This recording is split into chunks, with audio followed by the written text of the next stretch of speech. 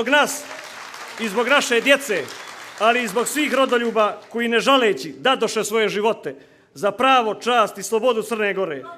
Pozivam vas da istrajemo u još jednoj crnogorskoj borbi koju ćemo snagom argumenata i nepobitnih istorijskih činjenica bez dileme dobiti. Živjeli i živjela nam Crna Gora!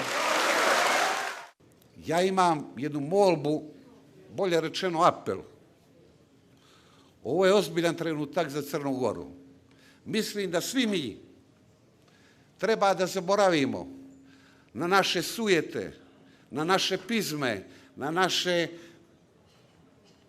nedoslednosti. Moramo biti jedno i jedinstveni. Moramo se okupiti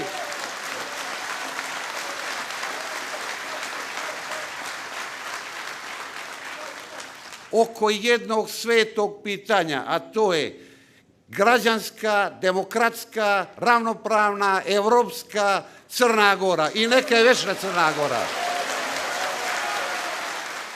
Opšte crnogorski i samo tako jedino možemo sačuvati ovu novu suverenu Crnu Goru. Nova, ali poslije 13 vjekova svoje vlastite, sopstvene istorijske samoprodukcije. Crnoj Gori koja je vječna ima mjesta za sve, pa i za njih koji drugačije misle, ali ne prihvatajte nesreće naše da vas koriste njihove izdajničke interese.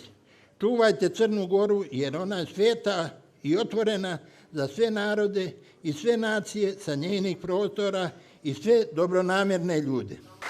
Ova zemlja, gdje more udara o mramorje, gdje gore natkriljuju doline i gdje je narod, moj narod, gord, ali s dušom plemenitijom od svih planinskih vrhova, je meni toliko mnogo toga dala.